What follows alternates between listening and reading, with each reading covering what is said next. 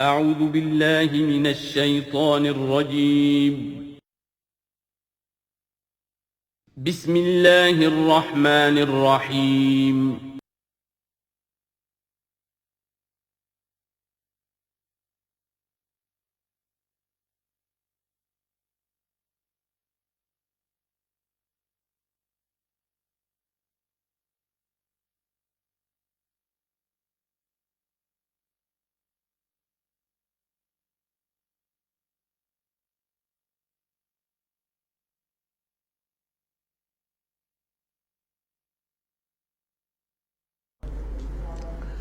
نحمده ونصلي على رسوله الكريم اما بعد فقد قال الله تبارك وتعالى كما ورد في سورة المجادلة اعوذ بالله من الشيطان الرجيم بسم الله الرحمن الرحيم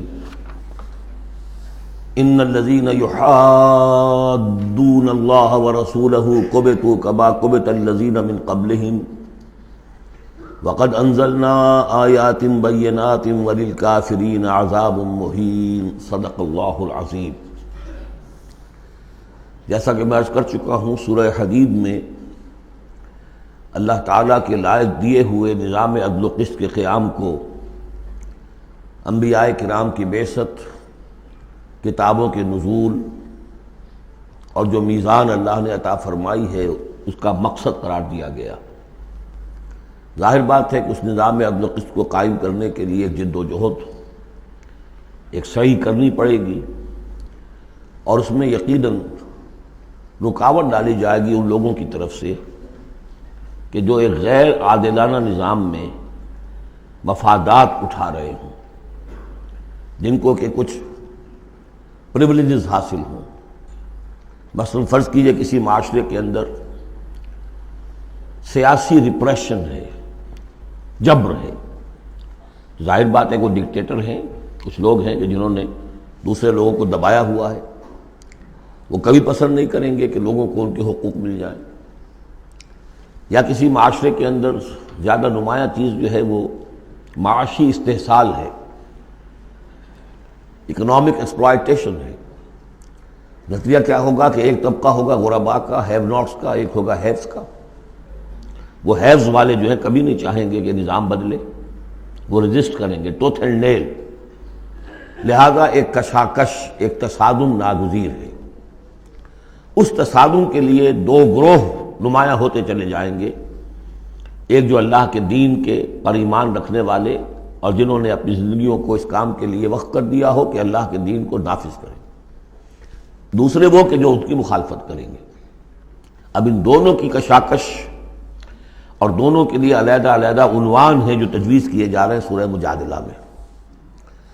ارشاد ہوا ان الذین یحادون اللہ ورسولہ، یہ یحادون یہ بھی حدید سے ہی بنا ہے، محاددہ باب مفاعلہ، جیسے جہد سے مجاہدہ تو محاددہ مقاتلہ باب مفاعلہ، یعنی سخت مخالفت، پوری طاقت کے ساتھ مخالفت۔ یقیناً وہ لوگ جو پوری قوت کے ساتھ مخالفت کرنے پر تل گئے ہیں اللہ کی اور اس کے رسول کی، اور ظاہر بات ہے کہ اللہ اور اس کے رسول سے مراد اللہ کا دین ہے۔ اللہ تعالیٰ کی ایک تکوینی حکومت تو پوری دنیا میں ویسے ہی قائم ہے، اللہ کی کوئی کیا مخالفت کرے گا؟ اللہ کے رسول صلی اللہ علیہ وسلم سے بھی ذاتی پرخاش کسی کو کچھ نہیں تھی، کوئی ذاتی چپقلش نہیں تھی، جیسا کہ سورہ انعام میں ہم نے پڑھا ہے وَلَٰكِنَّ الظَّالِمِينَ بِآيَاتِ اللَّهِ يَجْحَدُونَ، یہ تو اللہ کی آیات کا انکار کر رہے ہیں۔ اے نبی جنگ آپ سے نہیں ہے ان کی، وہ تو ہمارے دین سے ہے۔ تو یعنی وہ لوگ کہ جو پوری قوت کے ساتھ مقابلہ کر رہے ہیں، مخالفت کر رہے ہیں اللہ کی اور اس کے رسول کی، یعنی اس کے دین کی اور اس کے دین کے قیام کی۔ دین بھی اگر رکھا رہے کتابوں میں لکھا ہوا اور مزید پی ایچ ڈیز اس پہ آپ کرتے رہیے، کتابیں لکھتے رہیے، تو انہیں کوئی اعتراض نہیں، لیکن جب آپ یہ کہیں گے کہ اس دین کو قائم کرنا ہے تو یہ ہے بات کہ جو بہرحال ٹھنڈے پیٹوں برداشت نہیں کی جا سکتی۔ ان الذین یحادون اللہ ورسولہ کبتوا کما کبت الذین من قبلہم، وہ خار ہو گئے، تباہ ہو گئے جس طریقے سے کہ ان سے پہلے کے لوگ تباہ ہوئے تھے۔ یعنی یہ کہ جیسے قوم فرعون تباہ ہوئی، قوم نوح تباہ ہوئی، قوم ہود تباہ ہوئی، جس نے بھی مخالفت کی اللہ کی اور اس کے رسول کی، ان کا جو انجام ہوا وہ تمہیں معلوم ہے۔ وَقَدْ أَنزَلْنَا آیَاتٍ بَيِّنَاتٍ، اور ہم اتار چکے ہیں روشن آیات، یعنی مکی صورتوں میں یہ سارے واقعات آ چکے ہیں۔ بڑی بڑی قومیں جو تم سے کہیں بڑھ کر، اے قریش اور اے عرب کے مشرکو، تم سے کہیں بڑھ کر زیادہ طاقتور تھے، ان کو ہم نے ہلاک کیا۔ وَلِلْكَافِرِينَ عَذَابٌ مُّهِينٌ، یہ تو دنیاوی عذاب تھا جو ان پر آیا، ابھی ان کے لیے عذاب مہین جو ہے ذلت والا عذاب آخرت کے اندر ہے۔ یوم یبعثہم اللہ جمیعا فینبئہم بما عملوا، جس دن کہ اللہ تعالیٰ ان سب کو اٹھائے گا بعث بعد الموت، اور پھر انہیں جتلا دے گا جو انہوں نے عمل کیے تھے۔ احصاہ اللہ ونسوہ، اللہ نے تو ان کو محفوظ رکھا ہوا تھا، ان کا ریکارڈ تھا، ایک ایک عمل ان کا جو ہے وہاں پر موجود تھا۔ ونسوہ، وہ بھول بھی چکے تھے کہ انہوں نے کیا کیا زیادتیاں کی ہیں، کیا کیا حرام خوریاں کی ہیں، وہ تو بھول چکے تھے۔ واللہ علی کل شیء شہید، اور اللہ تعالیٰ تو ہر چیز پر گواہ ہے، خود نگران ہے۔ الم تر ان اللہ یعلم ما فی السماوات و ما فی الارض، کیا تم نہیں دیکھتے کہ اللہ تعالیٰ تو جانتا ہے جو کچھ بھی ہے آسمانوں میں اور جو کچھ بھی ہے زمین میں۔ ما یکون من نجوا ثلاثۃ الا هو رابعہم، نہیں ہوتے کبھی بھی تین آدمی سرگوشیاں کرتے ہوئے مگر یہ کہ ان کا چوتھا اللہ ہوتا ہے۔ جماعتی زندگی میں ایک بڑا فتنہ پیدا ہو جاتا ہے کہ گروپ بندی ہو جائے، اور پھر وہ گروپس جو ہیں خفیہ جو ہے چیمیں گوئیاں شروع کر دیں۔ ایک جماعت ہے، اس جماعت میں ظاہر بات ہے اختلاف رائے بھی ہو سکتا ہے، لیکن اختلاف رائے کے لیے جو فورم ہے جہاں اختلاف رائے کا اظہار ہونا چاہیے وہاں اختلاف کیا جائے، اس کے قواعد و ضوابط کو ملحوظ رکھتے ہوئے۔ اس کی بجائے پرورٹڈ ذہنیت جو ہوتی ہے، تخریبی ذہنیت ہوتی ہے، وہ یہ ہے کہ اپنی ایک علیحدہ سی لابی بنا کر اور اپنے ہی مشورے کر رہے ہیں، گفتگویں کر رہے ہیں، تاکہ اپنے خیال میں تو اور پختہ سے پختہ ہوتے چلے جائیں۔ اگر عام ڈائیلاگ ہو تو اس میں تو پورا موقع ہوتا ہے کہ آج آپ کو کوئی خیال آیا ہے لیکن کل آپ کو اس کی غلطی آپ پر واضح ہو جائے، اور جو دوسرا خیال ہے آپ اس کے قائل ہو جائے کہ نہیں وہ بات واقعی میری سمجھ میں نہیں آئی تھی، اب سمجھ میں آ گئی ہے۔ لیکن اگر اس کی بجائے اوپن ڈائیلاگ کی بجائے اگر یہ خفیہ سرگوشیاں شروع ہو جائیں تو یہ گویا کہ پھر اس جماعت کے لیے یہ ایک بہت بڑا یوں سمجھیے کہ سم میں قاتل ہے، زہر ہے، مہلک زہر ہے، تو اس کا ذکر ہو رہا ہے۔ ما یکون من نجوا ثلاثۃ، جب کئی علیحدگی میں اور خفیہ مشورے کرتے ہیں تین افراد، الا هو رابعہم، اللہ تعالیٰ ان کے ساتھ موجود ہوتا ہے چوتھا، ولا خمسۃ الا هو سادسہم، نہیں ہوتے کوئی پانچ مگر یہ کہ ہوتا ہے اللہ چھٹا، ولا ادنی من ذلک، ادنا کیا ہوگا، دو ہوں گے ثلاثہ سے نیچے تو ان کے ساتھ تیسرا اللہ ہے، ولا اکثر، اس سے زائد ہوں تب بھی اگر وہ خفیہ میٹنگز ہو رہی ہیں اور خفیہ سرگوشیاں ہو رہی ہیں تو اللہ تو ان کے ساتھ ہے۔ ہوا معہم اینما کانوا، یہ وہی الفاظ آ گئے جو سورہ حدید میں بھی آئے تھے، ہوا معکم اینما کنتم، الا ہوا معہم اینما کانوا، وہ تو موجود ہوتا ہے ان کے ساتھ جہاں کہیں بھی ہوں۔ ثم ینبئہم بما عملوا، پھر ان کو بتا دے گا، جتلا دے گا جو کچھ کہ انہوں نے عمل کیا تھا قیامت کے دن۔ ان اللہ بکل شیء علیم، یقینا اللہ ہر چیز کا علم رکھتا ہے۔ الم تر الی الذین نہوا عن النجوی، کیا تم نے دیکھا نہیں کہ وہ لوگ کہ جنہیں منع کیا گیا تھا نجوا سے؟ یہ آیت جو ہے سورہ نساء میں آ چکی ہے، آیت نمبر 114، لا خیر فی کثیر من نجواہم۔ اب اس سے ثابت ہو گیا کہ یہ سورہ مجادلہ اس کے بعد نازل ہو رہی ہے، اس لیے کہ اس کے بارے میں اشارہ کیا جا رہا ہے کہ ان کو منع کیا گیا تھا نجوا سے۔ ثم یعودون لما نہوا عنہ، پھر بھی وہ اعادہ کر رہے ہیں، دوبارہ اسی شے کا ارتکاب کر رہے ہیں جس سے وہ روکے گئے تھے۔ یہ منافقین تھے کہ جو سرگوشیاں کرتے تھے، علیحدہ جا کر باتیں کرتے تھے، اسکیمیں بناتے تھے، کبھی وہ جن کے ساتھ ان کے دوستانہ تعلقات تھے یہود میں سے ان کے پاس جاتے تھے، کبھی آپس میں میٹنگیں کرتے تھے۔ وَيَتَنَاجَوْنَ بِالْإِثْمِ وَالْعُدْوَانِ وَمَعْصِيَتِ الرَّسُولِ، اور وہ جو سرگوشیاں کرتے ہیں وہ گناہ کے بعد کی کرتے ہیں، زیادتیوں کی کرتے ہیں، اور رسول کی معصیت، رسول کی نافرمانی۔ یہ سورہ نساء جب ہم پڑھ رہے تھے تو میں نے آپ سے عرض کیا تھا، یاد ہوگا کہ منافقین پر بہت شاخ گزرتا تھا کہ ہم رسول کی اطاعت کریں، ہم اللہ کو مانیں گے، اللہ کی کتاب میں جو بات آ جائے گی اس پہ عمل کریں گے، لیکن یہ کیا ضروری ہے، یہ تو ہماری طرح کے ایک انسان ہے۔ پھر ہم سورہ قتال میں دیکھ چکے ہیں کہ انہوں نے از خود ایک مہم جوئی شروع کر دی ہے. کیا ضرورت تھی یہ چھیڑ چھاڑ کیوں کی قریش کے ساتھ؟ کیوں جنگوں کا سلسلہ شروع کیا جس کے لیے کہ یہ مصیبت جو ہے بڑھتی چلی گئی؟ لہذا ان کے اوپر جو شاق گزر رہا تھا وہ تھا رسول کی اطاعت و معصیت الرسول، رسول کی نافرمانی. وَإِذَا جَاءُوكَ حَيَّوْكَ بِمَا لَمْ يُحَيِّكَ بِهِ اللَّهُ، اور جب وہ آپ کے پاس آتے ہیں تو آپ کو دعا وہ دیتے ہیں کہ جو اللہ نے آپ کو نہیں دی ہے. یہ ہم پڑھ چکے ہیں سورہ نساء ہی میں یہ مضمون آیا تھا. تحیہ، عربوں کے ہاں سب سے بڑی دعا یہ تھی کہ حیاک اللہ، حیاتی ہوئے، اللہ تعالیٰ تمہاری زندگی دراز کرے، طویل کرے، اچھی زندگی دے. تو اس طرح کی بات ہے. لیکن وہ جب آتے تھے اس کے بعد اسلام میں اب جو گریٹنگز ہیں وہ السلام علیکم، لیکن وہ جب آتے تھے تو السلام علیکم السلام علیکم، سام کے معنی موت ہے. اے نبی آپ پر موت پڑے، اے مسلمانوں تم پر موت پڑے. لہذا وَإِذَا جَاءُوكَ حَيَّوْكَ بِمَا لَمْ يُحَيِّكَ بِهِ اللَّهُ وَيَقُولُونَ فِي أَنفُسِهِمْ. اب دیکھیے نفسیاتی بات ہے، دل ہی دل میں وہ کہتے تھے پھر لولا يعذبنا الله بما نقول، اللہ ہمیں عذاب کیوں نہیں دے رہا ہمارے اس کہنے پر. اس کا کیا مطلب ہے؟ یہ رسول نہیں ہے. اگر رسول ہوتے تو ہماری اس گستاخی پر فوراً ہماری زبانیں کھینچ لیتا اللہ تعالیٰ. یہ ہے وہ چیز جس سے کہ ہم نے سورہ حدید میں دیکھا تھا کہ پھر وہ جو تھوڑی بہت پونجی ایمان کی ہوتی ہے وہ بھی برف کی طرح پگھلنی شروع ہو جاتی ہے، زائل ہونی شروع ہو جاتی ہے. ایک شرارت کی، السلام علیکم یا رسول اللہ کہا، پھر اس کے بعد ہمیں پکڑ تو کوئی نہیں ہوئی. اس کا مطلب یہ اللہ کے رسول نہیں ہے. اللہ کے رسول ہوتے تو اللہ اپنے رسول کی یہ توہین اور یہ استہزاء کبھی برداشت نہ کرتا. حسبہم جہنم، ان کے لیے تو اب جہنم ہی کافی ہے، موضوع ہے. یصلونہا، اس میں وہ داخل ہوں گے، فبئس المصیر، اور بہت برا ٹھکانہ ہے.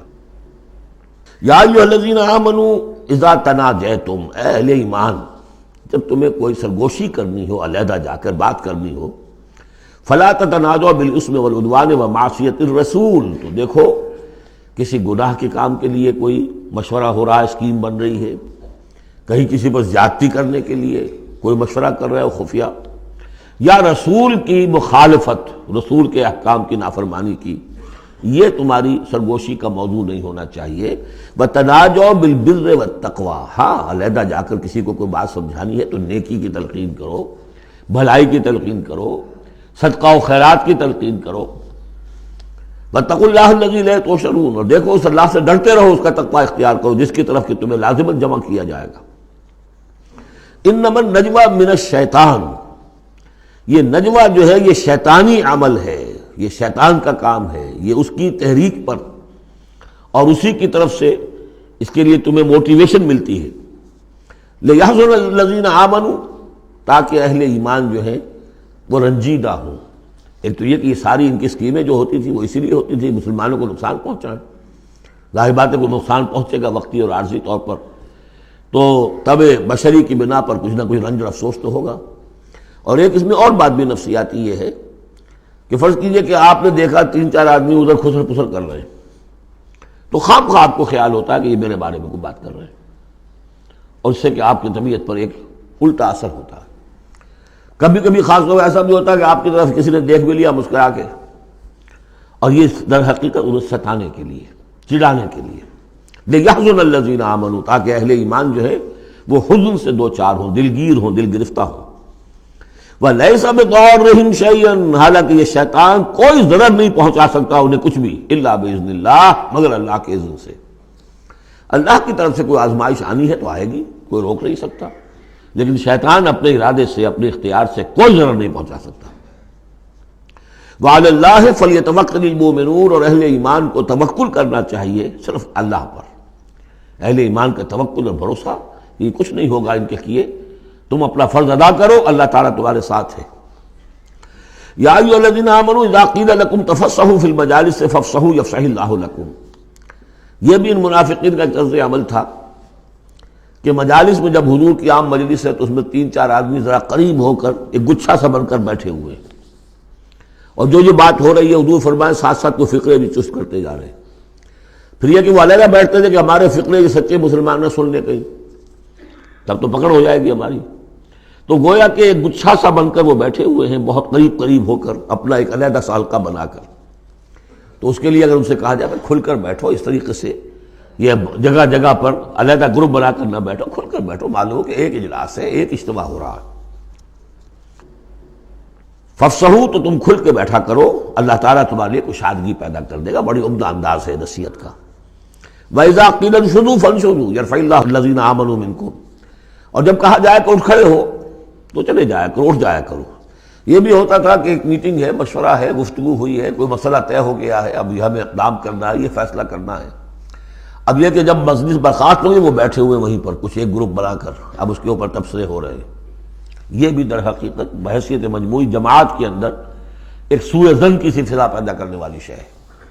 اب جب اجتماع تھا، بیٹھے تھے، اجتماع ختم ہو گیا، اب جائیے۔ جب کہا جائے کہ اٹھ جاؤ تو اٹھ جایا کرو، اٹھ کھڑے ہوا کرو۔ یرفع اللہ الذین آمنوا منکم، اللہ تعالیٰ تم میں سے جو واقعی اہل ایمان ہے ان کے درجات بلند کرے گا۔ والذین اوتوا العلم درجات، اور جن کو اللہ تعالیٰ نے علم دیا ہے، حقیقی علم دیا ہے، ان کے درجات بلند کرے گا۔ واللہ بما تعملون خبیر، اور اللہ تعالیٰ جو کچھ تم کر رہے ہو اس سے باخبر ہے۔ یا ایھا الذین آمنوا اذا ناجیتم الرسول فقدموا بین یدی نجواکم صدقہ، اہل ایمان جب تم رسول سے کوئی تنہائی میں بات کرنا چاہو تو ذرا اپنی اس علیحدگی کی بات سے پہلے کوئی صدقہ دیا کرو۔ اب اس کا بھی پس منظر سمجھیے، یہ چیزیں سمجھ میں نہیں آ سکتی اگر جماعتی ایک شکل سامنے نہ ہو اور اس میں ایک جد و جہد کی شکل۔ ہوتا کیا ہے کہ کچھ لوگ وہ اپنی حضور سے قرب ظاہر کرنے کے لیے اور اپنی حیثیت کو علیحدہ ممیز کرنے کے لیے، حضور ذرا مجھے آپ سے علیحدگی میں بات کرنی ہے تاکہ لوگ دیکھ لیں یہ کوئی بڑا چودھری ہے، بڑا اہم آدمی ہے، یہ علیحدگی میں جا کے بات کر رہا ہے، تو بڑا یعنی یہ کہ حضور کو بھی اس پر اعتماد ہے، اور وہ اپنی ایک نمایاں حیثیت ظاہر کرنے کے لیے۔ اور جو ان میں منافق تھے، جو عبداللہ ابن ابی کے بارے میں آپ کو بتا چکا ہوں کہ جب حضور جمعے کا خطبہ دینے کھڑے ہوتے تھے تو پہلے صف میں ہوتا تھا، پہلے کھڑا ہو جاتا تھا خود، اور کہتے لوگوں دیکھو توجہ سے سنو، یہ اللہ کے رسول ہے، تاکہ اس کی اپنی حیثیت ایک ظاہر ہو جائے کہ وہ یہاں کا چودھری ہے۔ اور وہ تھا مدینے کا چودھری، اس لیے کہ خزرج کا سردار تھا، اور خزرج بڑا قبیلہ تھا، اور طے کر چکے تھے اہل مدینہ کہ اسے بادشاہ بنا لیں گے، اپنا نظام بنائیں گے، چونکہ بہت عرصہ ہو گیا تھا انہیں باہم لڑتے ہوئے اوس اور خزرج کو۔ اب وہ چاہ رہے تھے کوئی ایک نظام ہو جائے، ہمارا بھی ایک بادشاہ ہو کوئی، اور اس کے لیے تاج بن چکا تھا، بس تاج پوشی باقی تھی کہ حضور تشریف لے آئے جو بے تاج بادشاہ بن گئے۔ اب اس کے جو بادشاہی کے خواب تھے سارے کے سارے جو ہیں وہ ختم ہو گئے، لہذا اس کے اندر دشمنی اول روز سے تھی، تو وہ بھی اپنی اس حیثیت کو ظاہر کرنے کے لیے کھڑے ہو کر کہتا تھا۔ اسی طرح یہ کہ اذا ناجیتم الرسول، تو اب آپ نے چونکہ مال سے انہیں محبت بہت تھی، حضور نے کہا کہ پہلے کوئی صدقہ دے کر پھر ذرا آ کے حضور سے بات کیا کرو۔ ٹیکس لگا دیا اللہ تعالیٰ نے حضور سے علیحدہ گفتگو کا۔ اب وہ تو اس سے پہلوتی کر گئے، اور تھا صرف یہی بتانا تھا کہ یہ لوگ جو بہت قریب آ کے حضور سے باتیں کیا کرتے تھے، ان کو مال سے اتنی محبت ہے کہ کوئی صدقہ دے کر اور پھر حضور سے علیحدہ گفتگو کرنے کے لیے کوئی آمادہ نہیں ہوا ان میں سے۔ حضرت علی کہتے ہیں رضی اللہ تعالیٰ عنہ، میں واحد شخص تھا جس نے حضور سے تنہائی میں گفتگو کے لیے آپ سے وقت مانگا اور صدقہ جو ہے اس کو پیش کیا، لیکن اللہ تعالیٰ نے جلد ہی اس حکم کو جو ہے منسوخ بھی کر دیا۔ یہ حکم بہت جلدی منسوخ ہوا ہے۔ یا ایھا الذین آمنوا اذا ناجیتم الرسول فقدموا بین یدی نجواکم صدقہ ذالک خیر لکم واطہر، یہ تمہارے لیے بہت بہتر بھی ہے اور بہت پاکیزہ بات ہے۔ فإن لم تجدوا فإن اللہ غفور رحیم، ہاں اگر تم غریب ہو، تمہیں نہیں تمہارے پاس کوئی شے ہے، تو اللہ تعالیٰ غفور اور رحیم ہے، یہ گنجائش رکھتی تھی۔ لیکن ظاہر بات ہے منافقین تو غریب نہیں تھے، متمول لوگ تھے، مرفع الحال لوگ تھے۔ اس کے بعد فرمایا اشفقتم ان تقدموا بین یدی نجواکم صدقات، کیا تم ڈر گئے اس سے کہ رسول کے ساتھ اپنی تنہائی کی بات اور ملاقات سے پہلے کوئی صدقہ دو؟ فَإِذْ لَمْ تَفْعَلُوا وَتَابَ اللَّهُ عَلَيْكُمْ، تو جب تم نے یہ نہیں کیا تو اللہ تعالیٰ نے بھی تمہاری توبہ کو قبول کیا، تم پر نظر عنایت فرمائی۔ فَأَقِیمُوا الصَّلَاةَ وَآتُوا الزَّکَاةَ وَأَطِیعُوا اللَّهَ وَرَسُولَهُ، تو بس ٹھیک ہے نماز قائم رکھو، زکوٰۃ ادا کرو، اور اللہ اور اس کے رسول کی اطاعت کرتے رہو۔ واللہ خبیر بما تعملون، اور اللہ باخبر ہے اس سے کہ جو تم کر رہے ہو۔ تو یہ حکم آیا بہت عارضی طور پر اور بہت جلد ختم بھی کر دیا گیا، لیکن یہ کہ اس سے وہ لوگ نمایاں ہو گئے کہ جو پہلے بہت ہی بار بار آتے تھے اور علیحدہ سے مشورے کرتے تھے اور اپنی ایک حیثیت جو ہے اس کا اظہار اس طریقے سے کیا کرتے تھے جب اس حکم کے بعد چند دن تک وہ نہیں آئے تو معلوم ہو گیا ہوگا، اور پھر ان کو بھی شرم آئی ہوگی کہ اب دوبارہ ہم وہ کام نہ کریں۔ الم تر الی الذین تولوا قوما غضب اللہ علیہم، کیا تم نے غور نہیں کیا کہ وہ لوگ کہ جنہوں نے دوستی گانٹھی ہے ان سے کہ جن پر اللہ کا غضب ہے۔ یہاں مراد کون ہے؟ یہودی۔ یہودی کون ہے؟ مغضوب علیہم، جو لوگ ہیں مسلمانوں تم میں سے، چاہے اوس کے ہوں یا خزرج کے ہوں، جنہوں نے ان سے ابھی تک یارانے گانٹھے ہوئے ہیں، دوستیاں ہیں، حلیفی کے پرانے تعلقات کو ابھی تک نبھا رہے ہو۔ الم تر الی الذین تولوا قوما غضب اللہ علیہم ما هم منکم ولا منہم، وہ نہ تم میں سے ہے نہ ان میں سے۔ یہ منافقین کا یہ رول، لا الہ ہؤلاء ولا الہ ہؤلاء، مذبذبین بین ذلک، سورہ نساء میں ہم پڑھ چکے ہیں۔ وَيَحْلِفُونَ عَلَى الْكَذِبِ وَهُمْ يَعْلَمُونَ، اور وہ جانتے بوجھتے جھوٹے حلف اٹھاتے ہیں، قسمیں کھاتے ہیں، جھوٹی قسمیں کھاتے ہیں۔ أَعَدَّ اللَّهُ لَهُمْ عَذَابًا شَدِيدًا، اللہ تعالیٰ نے تیار کر رکھا ہے ان کے لیے ایک سخت عذاب۔ إِنَّهُمْ سَاءَ مَا كَانُوا يَعْمَلُونَ، یقیناً جو طرز عمل وہ اختیار کیے ہوئے ہیں وہ بہت ہی برا ہے۔ اتخذوا أيمانهم جنة، انہوں نے اپنی قسموں کو ڈھال بنا لیا ہے۔ جہاں کسی بات پر گرفت ہوئی، خدا کی قسم، اللہ گواہ ہے یہ معاملہ یوں نہیں تھا، یوں تھا۔ اب دوسرا شخص جو ہے شریف مسلمان ہے، وہ مروت میں آ کے اللہ کی قسم کھا رہا ہے تو کم سے کم چپ تو ہو جاتا تھا، اب میں کیا کروں؟ لہذا انہوں نے قسموں کو اپنی ڈھال بنا لیا۔ فصدوا عن سبیل اللہ، تو وہ رکتے بھی ہیں روکتے بھی ہیں اللہ کے راستے سے۔ فلہم عذاب مہین، تو ان کے لیے اہانت آمیز عذاب ہے۔ لن تغنی عنہم اموالہم ولا اولادہم من اللہ شیئا، ان کے کچھ کام نہیں آئیں گے، نہ ان کے اموال نہ ان کی اولادیں، اللہ کے مقابلے میں کچھ بھی۔ اولئک اصحاب النار، یہ حقیقتاً جہنمی ہیں، ہم فیہا خالدون، اور اس میں ہمیشہ ہمیشہ رہیں گے۔ بظاہر کون ہے؟ بظاہر تو محمد کے ماننے والے ہیں صلی اللہ علیہ وسلم۔ منافق کون تھے؟ اسلام کا دم بھرتے تھے، کہتے تھے ہم مسلمان ہیں۔ جو سورہ منافقون آئے گی اسی سلسلے میں، قسمیں کھاتے تھے، اذا جاءک المنافقون قالوا نشهد انک لرسول اللہ واللہ یعلم انک لرسولہ واللہ یشہد ان المنافقین لکاذبون۔ یہ منافق جو کہہ رہے ہیں جھوٹ کہہ رہے ہیں، حالانکہ بات جو کہہ رہے ہیں سچی ہے کہ آپ اللہ کے رسول ہیں، بات سچی کہہ رہے ہیں لیکن ہیں جھوٹے، اس لیے کہ ان کے دل میں آپ پر ایمان نہیں ہے۔ یوم یبعثہم اللہ جمیعا، جس دن کہ اللہ تعالیٰ ان سب کو اٹھائے گا، فَيَحْلِفُونَ لَهُ كَمَا يَحْلِفُونَ لَكُمْ، تو وہ اللہ کے سامنے بھی اسی طرح کی جھوٹی قسمیں کھائیں گے جیسے کہ آج تمہارے سامنے کھا رہے ہیں۔ یعنی یہ کہ ان کی عادت جھوٹی قسمیں کھانے کی اتنی پختہ ہو جائے گی کہ تمہارے سامنے جس طرح کی جھوٹی قسمیں کھاتے ہیں، ایسی جھوٹی قسمیں اللہ کے سامنے کھائیں گے، وہاں بھی جا کر یہ چوکنے والے نہیں ہیں۔ یحلفون لکم، جیسے تمہارے یہ قسمیں کھاتے ہیں، یحسبون انہم علی شیء، اور سمجھیں گے کہ ہم ہیں کسی نہ کسی بات پر، ہماری بھی کوئی حیثیت ہے، بہرحال ہم نے بھی کچھ نہ کچھ تو کام کیا تھا، ہم نے نمازیں پڑھی تھی، ہم نے روزے رکھے تھے، ہم نے آخر ایک وقت میں ہم اسلام قبول کیا تھا ہم نے۔ وَيَحْسَبُونَ أَنَّهُمْ عَلَىٰ شَيْءٍ أَلَا إِنَّهُمْ هُمُ الْكَاذِبُونَ، آگاہ ہو جاؤ کہ وہ حقیقت میں جھوٹے ہیں۔ استحوذ علیہم الشیطان، شیطان نے ان کو اپنے قابو میں کر لیا ہے، شیطان نے قابو پا لیا ہے ان پر۔ فانساہم ذکر اللہ، اور انہیں غافل کر دیا ہے، بھلا دیا ہے انہیں اللہ کی یاد۔ اولئک حزب الشیطان، جان لو کہ یہ ہے شیطان کی پارٹی۔ یعنی شیطان کی پارٹی جو ہے، ایک تو وہ ہے کہ جو کھلم کھلا سامنے سے وار کرنے والے ہیں، مشرکین مکہ تھے، کھلم کھلا جو بھی کر رہے تھے حضور کے خلاف، کھلم کھلا اقدام تھا ان کا۔ انہوں نے اپنی گردنیں کٹوائیں اپنے باطل معبودوں کے لیے، اپنے دین کے لیے، اپنے جو بھی ان کے توہمات تھے ان کے لیے۔ ایک یہ تھے یہودی، اور تیسرے تھے جو مسلمانوں کے اندر یہ ففتھ کالمسٹ عنصر جو تھا، کہ جو منافقین پر مشتمل تھا۔ ان کا اور معاملہ کھل کر آئے گا مزید اگلی صورت میں، سورہ حشر میں۔ یہ وہ لوگ ہیں جو مسلمانوں کے اندر ہوتے ہوئے حزب الشیطان کے اصل میں رکن تھے۔ اولئک حزب الشیطان الا ان حزب الشیطان هم الخاسرون، آگاہ ہو جاؤ کہ یہ شیطان کی پارٹی والے جو ہیں حقیقت میں یہی ہوں گے خسارے میں، یہی رہیں گے گھاٹے میں، یہی ہوں گے تباہ و برباد۔ اب یہ سائملٹینیس کنٹراسٹ ہے، جب حزب الشیطان کی یہ کارروائیاں اور ان کے یہ مختلف علامتیں بیان کر دی گئیں تو حزب اللہ کا ذکر ہو رہا ہے۔ ان الذین یحادون اللہ ورسولہ اولئک فی الاذلین، ابھی انہی کا ذکر جاری ہے۔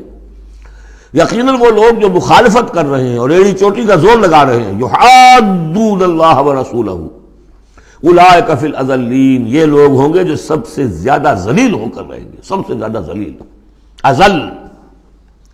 اور سمجھ لیجئے کہ یہی بات سورہ نساء میں ہے، ان المنافقین فی الدرک الاسفل من النار، یقیناً منافقین جو ہے وہ آگ کے سب سے نچلے طبقے میں ہوں گے۔ اب وہ مضمون آ گیا ہے جو اس سے پہلے سورہ صافات میں بھی آ چکا ہے، اور بہت اہم ہے یہ مضمون، اور اہم مضامین میں نے کئی مرتبہ عرض کیا قرآن مجید میں کم سے کم 2 جگہ ضرور ہوتے ہیں۔ کتب اللہ لأغلبن انا ورسلی، اللہ نے طے کر دیا ہے، لکھ دیا ہے، میں لازماً، میں اور میرے رسول غالب آئیں گے۔ سورہ صافات میں ہم پڑھ چکے ہیں، وَلَقَدْ سَبَقَتْ كَلِمَتُنَا لِعِبَادِنَا الْمُرْسَلِينَ إِنَّهُمْ لَهُمُ الْمَنْصُورُونَ وَإِنَّ جُنْدَنَا لَهُمُ الْغَالِبُونَ، یہ بات تو ہماری طرف سے پہلے ہی سے طے شدہ ہے کہ جنہیں بھی ہم رسول بنا کر بھیجیں گے ان کے بارے میں ہمارا یہ قانون ہے، اٹل ہے۔ وَلَقَدْ سَبَقَتْ كَلِمَتُنَا لِعِبَادِنَا الْمُرْسَلِينَ إِنَّهُمْ لَهُمُ الْمَنْصُورُونَ، کہ یقیناً ان کی مدد کی جائے گی۔ وَإِنَّ جُنْدَنَا لَهُمُ الْغَالِبُونَ، وہ تو ہمارا لشکر ہے، حزب اللہ ہے، ہماری پارٹی ہے، رسول اور اس کے ساتھی وہ تو ہماری پارٹی ہے، ہمارا لشکر لازماً غالب آئے گا۔ یہاں بھی فرمایا ان الذین یحادون اللہ ورسولہ اولئک فی الاذلین، وہ تو نہایت ذلیل ہوں گے۔ کتب اللہ لأغلبن انا ورسلی، اللہ نے لکھ دیا ہے کہ میں اور میرے رسول غالب آ کر رہیں گے۔ ان اللہ قوی عزیز، بے شک اللہ تعالیٰ زبردست ہے، زور آور ہے۔ اب اس میں جو لٹمس ٹیسٹ آ رہا ہے حزب اللہ میں ہے کون، اس میں جو سب سے بڑی بات ہے وہ یہ کہ اپنے سابقہ رشتوں کو، چاہے وہ باپ ہو، بیٹا ہو، بھائی ہو، حلیف ہو، دوست ہو، اگر وہ ایمان نہیں لایا اور آپ کے ایمان کی تلوار نے آپ کے اور اس کے درمیان کے رشتے کو کاٹ دیا، تب تو آپ حزب اللہ میں ہیں، اور اگر وہ رشتہ جو ہے لگا رہا آپ کے ساتھ تو آپ حزب اللہ میں نہیں۔ لٹمس ٹیسٹ یہ یکسو ہونا۔ لا تجد قوما یؤمنون باللہ والیوم الآخر یوادون من حاد اللہ ورسولہ، تم نہیں پاؤ گے ان لوگوں کو جو حقیقتاً ایمان رکھتے ہوں اللہ پر اور یوم آخر پر کہ وہ محبت کر رہے ہیں ان سے جو مخالفت کرتے ہیں اللہ کی اور اس کے رسول کی۔ سیدھی سی بات ہے۔ ایک وہ کفار ہیں جو انرٹ ہوں، پیسو ہوں، آپ کے خلاف کوئی اقدام نہ کر رہے ہوں، اسلام کے خلاف کوئی، ان کا معاملہ علیحدہ ہو جائے گا، یہ سورہ ممتحنہ میں آئے گا۔ لیکن وہ لوگ جو ایکٹیو ہیں، ریزسٹ کر رہے ہیں، اسلام کے خلاف جدوجہد کر رہے ہیں، اگر ان کے ساتھ بھی کوئی دوستی کا رشتہ ہے تو پھر حزب اللہ سے آپ خارج ہو گئے۔ لا تجد قوما یؤمنون باللہ والیوم الآخر یوادون من حاد اللہ ورسولہ، نہیں پاؤ گے تم کسی بھی شخص کو جو ایمان رکھتا ہو اللہ پر اور یوم آخر پر کہ وہ محبت کی پینگیں بڑھا رہا ہو ان سے کہ جن کی مخالفت ہے اللہ سے اور اس کے رسول سے۔ وَلَوْ كَانُوا آبَاءَهُمْ، خواہ وہ ان کے باپ ہوں، او ابناہم یا ان کے بیٹے ہوں، او اخوانہم یا ان کے بھائی ہوں، او عشیرتہم یا ان کے رشتہ دار ہوں۔ اب وہی نوٹ کر لیجیے آیت سورہ توبہ کی آیت نمبر 24، قل ان کان آباؤکم وابناؤکم واخوانکم وازواجکم وعشیرتکم واموال اقترفتموها وتجارۃ تخشون کسادها ومساکن ترضونها احب الیکم من اللہ ورسولہ وجہاد فی سبیلہ۔ اللہ کی محبت کے تو آپ بڑے دعوے کر سکتے ہیں، رسول کی محبت کے، رسول کے عشق کے بڑے بڑے دعوے آپ کر سکتے ہیں، لمبے لمبے جلوس نکال سکتے ہیں، بڑی بڑی محفلیں میعاد منعقد کر سکتے ہیں، نعتوں کے اندر زمین آسمان کے کلامیں ملا سکتے ہیں۔ اصل میں جو ٹیسٹ ہوگا کہ واقعتاً اللہ سے اور اس کے رسول سے محبت ہے یا نہیں ہے تو جہاد فی سبیلہ سے ہوگا، وہ تو ٹھوس ہے۔ تو اگر وہ 8 چیزوں کی محبت ان 3 چیزوں کی محبت سے بڑھ گئی، فتربصوا، تو جاؤ انتظار کرو، حتی یاتی اللہ بامرہ، یہاں تک کہ اللہ اپنا فیصلہ سنا دے۔ واللہ لا یہدی القوم الفاسقین، اللہ ایسے ناہنجاروں کو ہدایت نہیں دیتا۔ تقریباً اس کی ہم بدن آیت ہے یہ، لا تجد قوما یؤمنون باللہ والیوم الآخر یوادون من حاد اللہ ورسولہ ولو کانوا آباءہم او ابناءہم او اخوانہم او عشیرتہم اولئک کتب فی قلوبہم الایمان وایدہم بروح منہ، یہ وہ لوگ ہیں جن کے دلوں میں اللہ نے ایمان لکھ دیا ہے۔ لکھ دینا کسی چیز کا پختہ کر دینا، طے کر دینا، لکھ دیا ہے۔ نقش فی الحجر، جیسے کہ پتھر میں لکیر ہو جائے، ایسا اللہ نے اس کو لکھ دیا ہے۔ وَأَيَّدَهُمْ بِرُوحٍ مِّنْهُ، اور پھر ان کی مدد کی ہے اللہ تعالیٰ نے اپنی طرف سے، اپنے غیب کے فیض سے، روح سے۔ اب یہ روح فرشتہ بھی ہو سکتا ہے، یا اللہ تعالیٰ کی طرف سے الہام بھی ہو سکتا ہے۔ تو جو بھی اللہ کی طرف سے جو غیر مرئی جو بھی مدد آتی ہے وہ سب روح ہے۔ وَيُدْخِلُهُمْ جَنَّاتٍ تَجْرِي مِن تَحْتِهَا الْأَنْهَارُ خَالِدِينَ فِيهَا، اور وہ داخل کرے گا انہیں ان باغات میں جن کے دامن میں ندیاں بہتی ہوں گی اور جس میں وہ ہمیشہ ہمیش رہیں گے۔ رضی اللہ عنہم ورضوا عنہ، وہ اللہ سے راضی ہو جائیں گے اور اللہ ان سے راضی ہو جائے گا، یا یوں کہیے کہ وہ اللہ سے راضی ہو چکے اور اللہ ان سے راضی ہو چکا۔ اولئک حزب اللہ، اب یہ آیا ہے کنٹراسٹ، وہ حزب الشیطان، یہ حزب اللہ۔ اولئک حزب اللہ، یہ ہے اللہ کی پارٹی، اللہ کی جماعت۔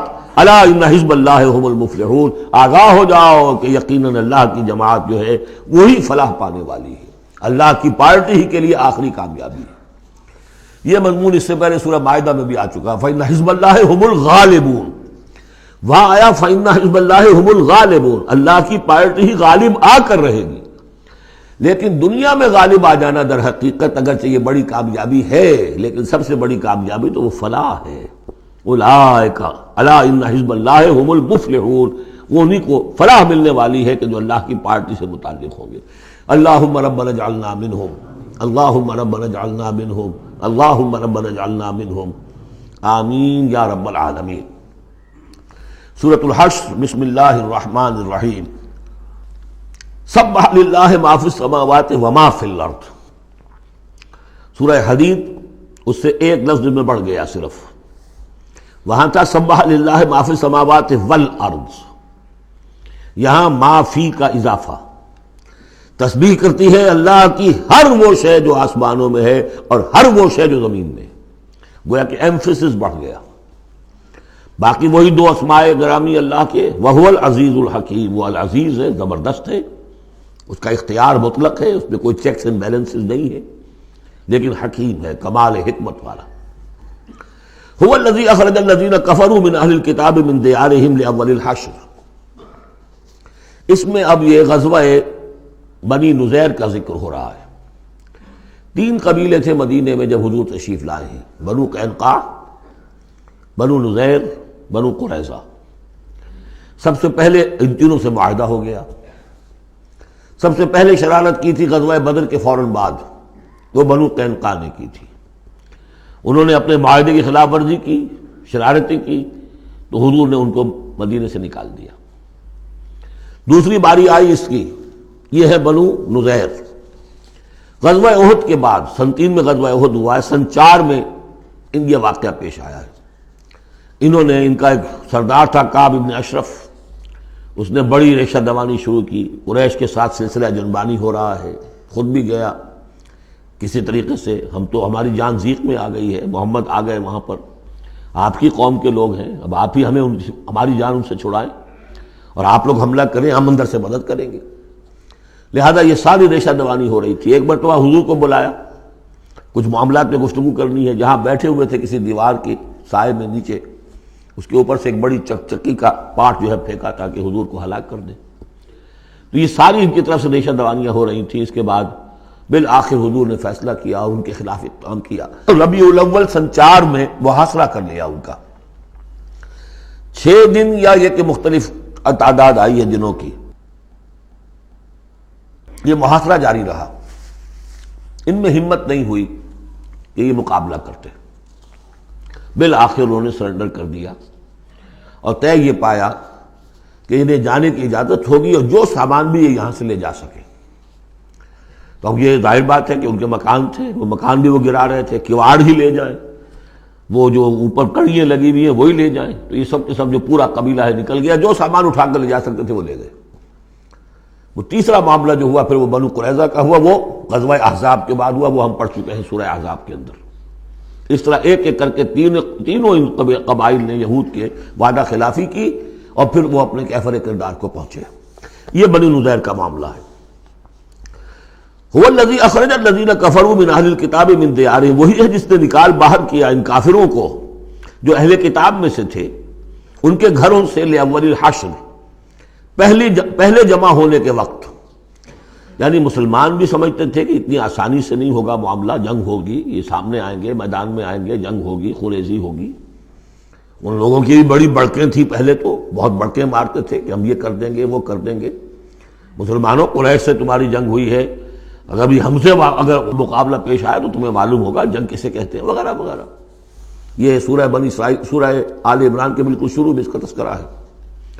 لیکن یہ کہ اول الحشر، یا تو اس کا مطلب یہ ہے کہ پہلی ہی مرتبہ جمع ہوئے ہیں، مسلمانوں نے آ کے محاصرہ کیا اور یہ نکل آئے اور ہتھیار رکھ دیے، یا اس سے مراد یہ ہے کہ پہلی مرتبہ تو یہ یہاں سے اب نکالے جا رہے ہیں، پھر ایک وقت آئے گا کہ یہ خیبر سے بھی کھریڑے جائیں گے۔ حضرت عمر کے زمانے میں تو جزیرہ نما عرب کو خالی کرا دیا گیا عیسائیوں سے اور یہودیوں سے۔ پھر ایک اور حشر ہونے والا ہے، وہ قیامت کا حشر ہے۔ تو اول الحشر یہ ہے جو ہوا ہے، ان کے ساتھ پیش آیا۔ ما ظننتم ان یخرجوا، مسلمانوں تمہارا بھی گمان یہ نہیں تھا کہ وہ نکل جائیں گے اتنی آسانی سے۔ وظنوا، اور ان کا بھی یہ یقین تھا، انہم مانعتہم حصونہم، کہ ان کے جو قلعے ہیں وہ انہیں بچا لیں گے، ان کی حفاظت کریں گے، من اللہ، اللہ سے۔ فَأَتَاهُمُ اللَّهُ مِنْ حَيْثُ لَمْ يَحْتَسِبُوا، تو اللہ نے تو ان پر حملہ کیا وہاں سے جہاں سے انہیں گمان ہی نہیں تھا، یعنی ان کے دلوں میں رعب ڈال دیا۔ باہر سے کچھ کرنے کی ضرورت نہیں اللہ کو، اللہ نے ان کے دلوں میں خوف پیدا کر دیا۔ وَقَذَفَ فِي قُلُوبِهِمُ الرُّعْبَ، ان کے دلوں میں اللہ تعالیٰ نے رعب جو ہے وہ ڈال دیا۔ یخربون بیوتہم، اب دیکھ لو وہ خود اپنے گھر جو ہیں ان کی تخریب کر رہے ہیں، توڑ رہے ہیں، کوئی کیواڑ نکالنے کو، کچھ کھڑکی نکالنے کو، کوئی چوکٹ نکالنے کو، کوئی اور اوپر کے جو ہے کڑیے اور شہتیر لے جانے کے لیے۔ یخربون بیوتہم بایدیہم، اپنے ہاتھوں سے بھی تخریب ہو رہی ہے، وایدی المومنین، اور اہل ایمان کے ہاتھوں سے بھی۔ فاعتبروا یا اولی الابصار، تو اے آنکھوں والو عبرت حاصل کرو۔ یہ گویا کہ سنایا جا رہا ہے بنو قریظہ کو بھی، جب تم رہ گئے ہو، ایک رہ گیا، عبرت حاصل کرو۔ وَلَوْلَا أَن كَتَبَ اللَّهُ عَلَيْهِمُ الْجَلَاءَ، اگر اللہ تعالیٰ نے پہلے سے یہ لکھ نہ دیا ہوتا کہ ان کو جلا وطن کیا جائے گا، لَعَذَّبَهُمْ فِي الدُّنْيَا، تو انہیں اور سخت عذاب دیتا دنیا کی زندگی میں، وَلَهُمْ فِي الْآخِرَةِ عَذَابُ النَّارِ، اور آخرت میں تو ان کے لیے آگ کا عذاب ہے ہی۔ ذَلِكَ بِأَنَّهُمْ شَاقُّوا اللَّهَ وَرَسُولَهُ، یہ اس لیے کہ انہوں نے اللہ اور اس کے رسول سے مخالفت کی، زدم زدہ کی۔ وَمَن يُشَاقِّ اللَّهَ فَإِنَّ اللَّهَ شَدِيدُ الْعِقَابِ، اور جو اللہ کے ساتھ، جو اس کے ساتھ زدم زدہ کرے، اللہ کے ساتھ اللہ کی مخالفت پر کمر کس لے، تو تم سن لو کہ اللہ تعالیٰ تو پھر سزا دینے میں بہت سخت ہے۔ مَا قَطَعْتُم مِّن لِینَةٍ أَوْ تَرَكْتُمُوهَا قَائِمَةً عَلَىٰ أُصُولِهَا، جو بھی تم نے لینا، یہ ایک خاص قسم کے کھجور کا درخت ہوتا تھا لینا، ان کے جو یہ گڑھیاں تھیں، ان کے جو مکان تھے، حویلیاں تھیں، ان کے چاروں طرف جو ہے کھجوروں کے اس طرح کی باڑ سی جیسے لگی ہوئی تھی، ایک طرح کی فصیل کھجوروں کا درخت گھنے۔ تو جب مسلمانوں نے محاصرہ کیا تو بعض جگہوں سے انہوں نے کھجور کے یہ درخت کاٹے، اس لیے کہ حملہ کرنے کے لیے کھلی جگہ چاہیے تھی۔ تو انہوں نے پھر پروپیگنڈا بنایا، اسکینڈل بنا دیا، دیکھو یہ اللہ کے رسول بنے پھرتے ہیں اور یہ اہل ایمان، اور یہ درخت کاٹ رہے ہیں۔ تو یہاں اللہ تعالیٰ نے اہل ایمان کے اس اقدام کی طرف اس کا جواز عطا فرمایا ہے کہ یہ تم نے صحیح کیا، تو غلط کام نہیں کیا۔ مَا قَطَعْتُم مِّن لِینَةٍ أَوْ تَرَكْتُمُوهَا، تم نے جو بھی وہ کھجور کے درخت کاٹے یا جو بھی تم نے چھوڑ دیے انہیں، قائمۃ علی اصولها، جو اپنی جڑوں پر کھڑے ہوئے ہیں اب بھی، فباذن اللہ، یہ سب اللہ کے اذن سے ہوا ہے۔ یعنی اللہ کے رسول صلی اللہ علیہ وسلم نے اگر نہیں روکا ہے تو ان کا نہ روکنا گویا کہ اللہ کی طرف سے اس کی ایک منظوری اور اس کی طرف سے اللہ تعالیٰ کی طرف سے امپلائڈ جو ہے اس کی سینکشن ہے۔ مَا قَطَعْتُم مِّن لِینَةٍ أَوْ تَرَكْتُمُوهَا قَائِمَةً عَلَىٰ أُصُولِهَا فَبِإِذْنِ اللَّهِ وَلِيُخْزِيَ الْفَاسِقِينَ، اور یہ اس لیے تھا تاکہ فاسقوں کو اللہ تعالیٰ رسوا کرے اور ذلیل و خوار کرے۔ اب اس سورہ مبارکہ کا یہ ایک اہم ترین مضمون آ رہا ہے، اور وہ ہے فے کا مال۔ مال غنیمت، جب جنگ ہو اور جنگ کے نتیجے میں جو بھی مال ملے وہ مال غنیمت ہے، اس کا حکم سورہ انفال میں آ چکا۔ خمس جو ہے 5واں حصہ اللہ اور اس کے رسول کے لیے اور رسول کے قرابت داروں کے لیے اور مسکینوں کے لیے اور وابن السبیل اور مسافر کے لیے 4 حصے تقسیم ہو جائیں گے مجاہدین کے مابین جنہوں نے جنگ میں حصہ لیا، اور ان میں سے جو سواری والے ہوں گے دوہرا حصہ، اور جو پیدل ہوں گے انہیں اکیلا۔ یہاں اب ذکر ہو رہا ہے کہ جنگ کی نوبت نہیں آئی، لہذا یہ مال فے ہے، یہ غنیمت نہیں ہے، یہ مال فے ہے، اور یہ کل کا کل اللہ اور اس کے رسول کا ہے۔ گویا کہ اس میں کسی کو بھی مسلمان کو کوئی حصہ نہیں ملے گا سوائے اس کے کہ جو اللہ کا رسول کسی کو فقیر کو، غریب کو، مسکین کو دینا چاہے، وہ علیحدہ بات ہے۔ وما افاء اللہ علی رسولہ، اور جو مال کے ہاتھ لگا دیا ہے اللہ نے اپنے رسول کے، منہم ان سے یعنی بنو نذیر سے، فما اوجفتم علیہ من خیر ولا رکاب، تو دیکھو اے مسلمانوں، تم نے ان پر نہیں دوڑائے نہ اپنے گھوڑے نہ اونٹ، ولیکن اللہ یسلط رسلہ علی من یشاء، یہ تو اللہ کی حکمت ہے، مشیت ہے، اس کی قدرت ہے، اللہ تعالیٰ مسلط کر دیتا ہے اپنے رسولوں کو جس پر چاہتا ہے۔ یہ خاص قدرت خداوندی سے کہ اللہ نے ان کے دلوں میں رعب ڈال دیا، انہوں نے خود آ کے سرنڈر کر دیا، تو تمہیں تو جنگ کرنے کی نوبت پیش نہیں آئی، لہذا یہ مال غنیمت نہیں ہے۔ تو اللہ علی کل شیء قدیر، اللہ تعالیٰ ہر چیز پر قادر ہے۔ اب یہ حکم آ رہا ہے، ما افاء اللہ علی رسولہ من اہل القری، جو مال بھی ہاتھ لگا دے اللہ اپنے رسول کے ان تمام بستی والوں سے، فللہ وللرسول ولذی القربی والیتامی والمساکین وابن السبیل، اس کا جو مصرف ہے وہ یہ کہ اللہ اور اس کا رسول، اس سے مراد ہے اسلامی ریاست، پھر رسول کے اپنے اخراجات، اپنی ازواج مطہرات کا دان نفقہ، اپنا جو ذمہ داریاں ہیں معاشرتی، پھر رسول کے قرابت دار، ظاہر بات ہے ذی القربیٰ جو ہے وہ عام آدمی کے بھی قرابت دار ہیں، ان کے ساتھ حسن سلوک ہوتا ہے، تو رسول کے بھی تو قرابت دار ہیں، اور رسول کا کوئی اور ذریعہ معاش تو ہے نہیں، والیتامی والمساکین وابن السبیل، باقی اس کے علاوہ جو بھی مستحق ہیں، فقراء ہیں، غریب ہیں اور ان کے لیے محتاج ہیں، کہ لا یکون دولۃ بین الاغنیاء منکم، اور یہ اہم ترین اسٹیٹمنٹ آف آبجیکٹیوز ہے۔ مقصد کیا ہے؟ کہ لا یکون، تاکہ ایسا نہ ہو کہ دولت تمہارے امیروں ہی کے مابین چکر لگاتی رہے۔ یعنی ظاہر بات ہے کہ اب جو لوگ بھی جو جنگ میں حصہ لیا ہے، جن کے پاس گھوڑے بھی تھے اور اونٹ بھی تھے، اب ان کو دگنے حصے مل جاتے سارے اس مال میں سے، تو گویا کہ جو لوگ پہلے ہی سے کچھ مرفع الحال ہیں، جن کے پاس پہلے ہی کچھ ہے، انہی کی طرف مال اور بڑھ رہا ہے، اور جو بیچارے غریب ہیں وہاں کے، وہ گویا کہ اس سے ان کی غربت کے ازالے کی کوئی شکل نہیں ہو پائے گی۔ تو اللہ تعالیٰ کے سامنے یہ ہے کہ دولت کی تقسیم ہو ایسی کہ اس کی سرکولیشن جو ہے معاشرے کے اندر، اس کی گردش دولت ایسی ہو کہ سب کو حصہ ملے اور سوسائٹی کے تمام طبقات جو ہے اس سے مستفید ہوں۔ کہ لا یکون دولۃ بین الاغنیاء منکم، تاکہ ایسا نہ ہو کہ یہ دولت، یہ سرمایہ، یہ مال تمہارے امیروں ہی کے مابین گردش میں رہے۔ اس کی ایک سادہ سی مثال میں دیتا ہوں کہ 1 کروڑ پتی کی بیٹی لاکھوں روپے کا جہیز لے کے 1 کروڑ پتی کے بیٹے کے گھر چلی گئی، گویا کہ وہ لاکھوں روپے کے جہیز نے گردش تو کی ہے، لیکن 1 کروڑ پتی سے نکل کے دوسرے کروڑ پتی کے ہاں چلی گئی۔ یہ دولت گردش کر رہی ہے اسی ایک اونچے طبقے کے اندر، انہی کے اندر جو ہے گردش ہو رہی، گردش ہے بھی اگر تو ان کے مابین ہونا یہ چاہیے کہ یہ سوسائٹی کے تمام طبقات کے اندر اس کا نفوذ ہو رہا ہو، سب کو اس سے فیض پہنچ رہا ہو، تاکہ یہ جو اس قدر جو ہے اونچ نیچ ہے، اتنی عدم مساوات ہے، وہ ختم ہو۔ وہ مساوات کے تمام انسان بالکل برابر کر دیے جائیں، وہ تو نہ کبھی ہوئی ہے نہ ہو سکتی ہے، وہ تو کمیونزم بھی مر گیا اور ایک دن کے لیے بھی اس مساوات کو قائم نہیں کر سکا۔ یہ ضرور ہے کہ انہوں نے جو اتنا فرق و تفاوت تھا، وہ نہیں ہے کہ جو امریکہ میں آج بھی ہے اور اس وقت بھی تھا، وہ فرق و تفاوت وہاں نہیں تھا، لیکن یہ کہ بالکل برابر سپاہی اور سپہ سالار برابر تو نہیں ہو سکتے، کچھ نہ کچھ فرق تو ہوگا، لیکن یہ کہ ایسا نہ ہو کہ معاشرے کے ایک طبقے میں ایک طرف تو احتیاج ہی احتیاج بڑھتی چلی جائے، بھوک ہو، احتیاج ہو، جس کے لیے کہ یہاں تک فرمایا حضور نے قاد الفقر ان یکون کفرا، فقر جو ہے، احتیاج، وہ انسان کو کفر تک پہنچا دیتی ہے۔ اور حضرت شاہ ولی اللہ دہلوی رحمۃ اللہ علیہ نے، وہ میں سمجھتا ہوں کہ اس دور جدید میں جو بھی معاشی مسائل کی پیچیدگیاں پیدا ہونے والی تھی، اس کا بڑا گہرا فہم جو تھا سب سے پہلے جس عالم دین کو ہوا ہے وہ شاہ ولی اللہ دہلوی ہے۔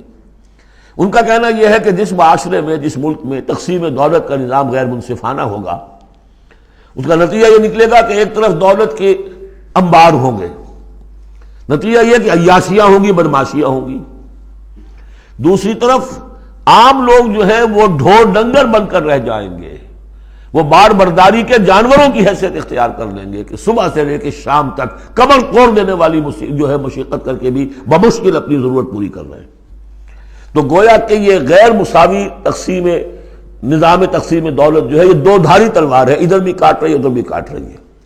جدھر ایکومولیشن آف ویلتھ ہو رہی ہے ادھر عیاشیاں ہیں، بدماشیاں ہیں، ادھر جو بھی کچھ ہو رہا ہے اللہ تللے ہیں، نمود و نمائش کے لیے خرچ کیا جا رہا ہے، اس سے اور جو ہے دل پھٹ رہے ہیں۔ کسی بڑے سیٹ صاحب کی بیٹی کی شادی ہے اور پوری کوٹھی بقعہ نور بنی ہوئی ہے، ایک ایک پتے کے ساتھ انہوں نے لگا رکھا ہے ایک ایک بلب، اور دوسری طرف اس سیٹ کا کوئی نہ کوئی شوفر بھی ہے، کوئی اس کا کھانا پکانے والا ہے، کوئی چوکی دار ہے، کوئی مالی ہے، اور اس کے گھر میں بچی جو ہے بوڑھی ہو رہی ہے اور اس کا ہاتھ پیلا نہیں ہو سکتا اس لیے کچھ نہیں ہے اس کے پاس۔ تو ان ملازمین کے دل میں ان کی محبت پیدا ہوگی یا نفرت پیدا ہوگی؟ انما یرید الشیطان ان یوقع بینکم العداوۃ والبغضاء، شیطان تو چاہتا ہے تمہارے مابین دشمنی اور بغض کے جذبات پیدا کرے، اور وہ پیدا ہو رہے ہیں۔ دوسری طرف فقر ہے، کاد الفقر ویکون کفرا، تو اس میں یہ ہے کہ ضرورت ہے کہ لا یکون دولۃ بین الاغنیاء منکم، نظام ایسا ہونا چاہیے کہ منصفانہ عادلانہ تقسیم ہو دولت کی، اور اس طرح سے مستقل طبقات بن کر نہ رہ جائے۔ وما آتاکم الرسول فخذوہ، اب ظاہر بات ہے کہ اس وقت فوری طور پر تو بڑا دھکا لگا ہوگا نا، اوس اور خزرج کے مسلمان جو تھے وہ جب آئے تھے محاصرہ کیا تھا، توقع انہیں یہ ہوگی کہ مال غنیمت میں سے ہمیں ملے گا، تو فوری طور پر یہ سمجھ لیں آخر انسان تھے، فرشتے تو نہیں تھے نا، تو انہیں یقیناً کوئی ایک دھکا سا لگا ہوگا، شوق پہنچا ہوگا۔ لہذا اب اس کے لیے جو بھی ایک ایمان کو ان کے جو ہے اپیل کیا جا رہا ہے، وما آتاکم الرسول فخذوہ، اور دیکھو جو رسول تمہیں دے دے وہ لے لو، وما نہاکم عنہ فانتہوا، اور جس چیز سے روک دے رک جاؤ، واتقوا اللہ، اللہ کا تقوی اختیار کرو، ان اللہ شدید العقاب، اللہ تعالیٰ سزا دینے میں بہت سخت ہے۔ للفقراء، اب بیان ہوا کہ جب یہ بیت المال میں چلا جائے گا تو رسول نے تو اپنے اوپر فقر لازم کیا ہوا ہے، رسول نے تو اپنی بیویوں کے نفقہ بڑھانے کی بجائے ایلا کر لیا تھا، سورہ احزاب میں ہم سب پڑھ آئے ہیں۔ رسول یہ کس کو دے گا؟ للفقراء المہاجرین الذین اخرجوا من دیارہم، وہ مہاجر جو تنگ دست ہیں، کہ جو نکال دیے گئے اپنے گھروں سے، اموالہم، اور اپنے اموال سے، انہیں سب کچھ چھوڑ کر آنا پڑا۔ یبتغون فضلا من اللہ ورضوانا، وہ تو اللہ کے فضل کے متلاشی ہیں، تلاش کر رہے ہیں، حاصل کرنا چاہتے ہیں اللہ کا فضل اور اس کی رضا، وینصرون اللہ ورسولہ، اور وہ اللہ اور اس کے رسول کی مدد کر رہے ہیں۔ وَلِيَعْلَمَ اللَّهُ مَنْ يَنصُرُهُ وَرُسُلَهُ بِالْغَیب، یہ ہم پڑھ چکے ہیں۔ اللہ دیکھنا چاہتا ہے کون ہے وہ جو اللہ کی مدد کرتے ہیں اور اللہ کے رسول کی مدد کرتے ہیں غیب میں ہونے کے باوجود۔ تو یہ لوگ جو ہیں جان ہتھیلیوں پر رکھ کر آ گئے، مکے کو انہوں نے چھوڑ دیا، اپنے گھر بار وہاں چھوڑے ہوئے ہیں، اپنے بال بچوں کو چھوڑا ہوا ہے، تو ان کے لیے کوئی چیز نہیں ہے، تو اب اس میں سے مال فے میں سے ان کا حصہ ہوگا۔ للفقراء المہاجرین الذین اخرجوا من دیارہم واموالہم ویبتغون فضلا من اللہ ورضوانا وینصرون اللہ ورسولہ اولئک ھم الصادقون، یقیناً وہ لوگ سچے ہیں، انہوں نے اپنا سچا ہونا ثابت کر دیا، صادق الایمان ہونے کا ثبوت دے دیا۔ والذین تبوؤا الدار والایمان من قبلہم، اور جو لوگ گھروں میں آباد تھے اور جن کو پاس ایمان بھی تھا ان سے پہلے، یعنی ان کے آنے سے پہلے، یعنی انصار مدینے میں جو پہلے سے آباد تھے اور ان کے دلوں میں بھی ایمان پیدا ہو چکا تھا، وہ جب یہ مہاجرین آئے ہیں تو ان کا طرز عمل کیا تھا؟ جن کے دلوں میں ایمان تھا، یحبون من ہاجر الیہم، انہوں نے قطعاً گراں نہیں محسوس کیا کہ یہ ہجرت کر کے لوگ آ گئے ہیں، ہماری معیشت پر بوجھ بن جائیں گے، ہمارے لیے جو ہے یہ آبادی جو ہے اتنی بڑی اور بڑھ رہی ہے، ان کے پاس کوئی دولت نہیں ہے، سرمایہ نہیں ہے، کوئی انویسٹمنٹ نہیں کر سکتے، تو بجائے اس کے کہ وہ یہ محسوس کریں کہ ہمارے اوپر تو یہ بہت بڑا بوجھ آ گیا، یحبون من ہاجر الیہم، وہ تو محبت کرتے ہیں ان سے جنہوں نے ہجرت کی ہے، ان کی طرف آئے ہیں ان کے ہاں، ولا یجدون فی صدورہم حاجۃ مما اوتوا، اور وہ نہیں پاتے اپنے سینوں کے اندر کوئی بھی حاجت، کوئی تنگی اس چیز پر کہ جو انہیں دی جا رہی ہے، کہ انہیں کیوں دیا جا رہا ہے، نہیں ہوگا، اس لیے کہ ان کے دلوں میں ایمان ہے، اللہ تعالیٰ نے ان کو ایمان کی دولت سے بہرہور کیا ہے۔ یہ جیسا کہ میں نے عرض کیا کہ انصار میں سے جن حضرات کو توقع تھی کہ اب یہ سارا مال و اسباب جو چھوڑ کر گئے ہیں بنو نذیر، اس میں سے ہمیں بھی حصہ ملے گا، اور جب یہ طے ہو گیا کہ یہ سارا مال فے ہے، یہ مال غنیمت ہے ہی نہیں، تو آخر فوری طور پر تو ایک دھکا سا لگا ہوگا۔ یہ ساری آیات در حقیقت ان کی تشفی کے لیے، تسکین کے لیے، ان کے جذبہ ایمان کو اپیل کرتے ہوئے اللہ اور اس کے رسول کے حوالے سے بات کی جا رہی ہے، اور جو بھی ان کے اندر ایمان تھا در حقیقت اس کا اعتراف کرتے ہوئے کہ والذین تبوؤا الدار والایمان من قبلہم یحبون من ہاجر الیہم، وہ تو محبت کرتے ہیں ان لوگوں سے جو ہجرت کرتے ان کے ہاں آ گئے ہیں، ولا یجدون فی صدورہم حاجۃ مما اوتوا، اور انہیں ہرگز کوئی تنگی محسوس نہیں ہوتی اس معاملے پر کہ جو انہیں دیا جا رہا ہے مہاجرین کو، وَيُؤْثِرُونَ عَلَىٰ أَنفُسِهِمْ وَلَوْ كَانَ بِهِمْ خَصَاصَةٌ، اور وہ تو اپنے اوپر ترجیح دیتے ہیں دوسروں کو خواہ ان کے اپنے اوپر تنگی ہو۔ یعنی انصار بھی سب کے سب جو ہیں وہ دولت مند تو نہیں تھے، ان میں بھی غریب بھی تھے، لیکن یہ کہ چاہے وہ خود تنگ دست ہوں، لیکن یہ کہ وہ دوسروں کو ترجیح دیتے ہیں، انہوں نے اپنے مہاجر بھائیوں کے لیے ایثار کیا ہے، قربانی کی ہے۔ ایثار جو ہے اس کے معنی ہوتی ہے ترجیح کرنا، کسی کو مقدم رکھنا۔ یؤثرون علی انفسہم ولو کان بہم خصاصہ، اپنے اوپر ان کو ترجیح دے رہے ہیں اگرچہ ان کے اپنے ہاں بھی تنگ دستی ہے، خواہ ہو ان کے ہاں تنگ دستی۔ ومن یوق شح نفسہ فاولئک هم المفلحون، اور یقیناً جو کوئی بھی بچا لیا گیا اپنے جی کے لالچ سے وہ وہی ہے کہ جو فلاح پانے والے۔ یہ ترغیب و تشویق ہے انصار کے لیے کہ جن کو گویا کہ اس مال فے سے ان آیات کی روح سے بالکل محروم قرار دے دیا گیا، الا یہ کہ ان کے ہاں جو یتامہ ہو، مساکین ہو، ان کے لیے تو ظاہر بات ہے کہ وہ حصہ موجود ہے۔